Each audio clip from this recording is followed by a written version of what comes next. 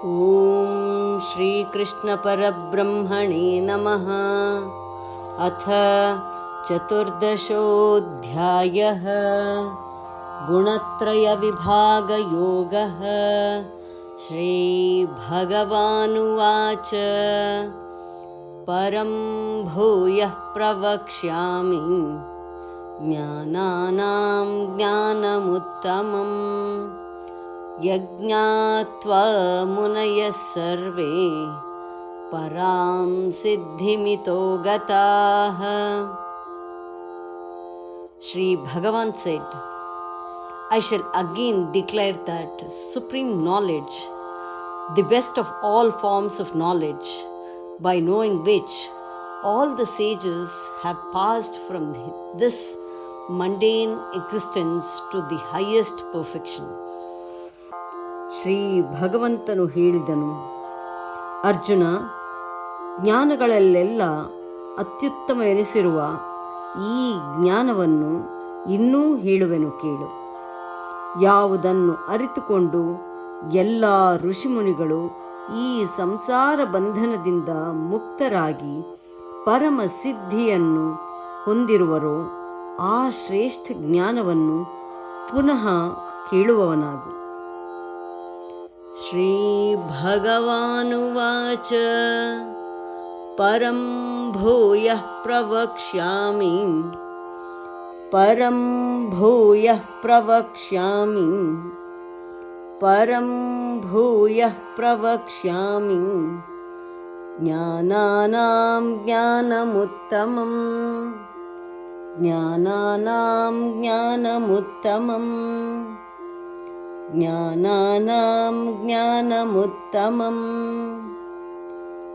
श्रीभगवानुवाच परं भूयः प्रवक्ष्यामि ज्ञानानां ज्ञानमुत्तमम्।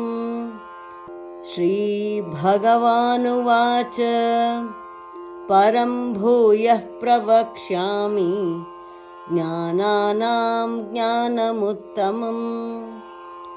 श्रीभगवानुवाच परं भूयः प्रवक्ष्यामि ज्ञानानां ज्ञानमुत्तमम् यज्ञात्वा मुनयः सर्वे यज्ञात्वा मुनयः सर्वे यज्ञात्वा मुनयः सर्वे परां सिद्धिमितो गताः परां सिद्धिमितो गताः परां सिद्धिमितो गताः।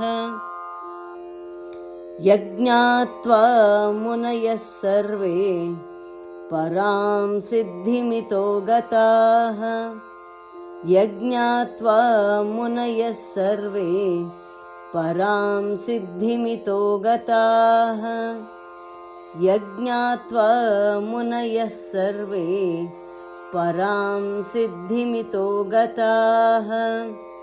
श्रीभगवानुवाच परं भूयः प्रवक्ष्यामि ज्ञानानां ज्ञानमुत्तमम् यज्ञात्वा मुनयः सर्वे परां सिद्धिमितो गताः।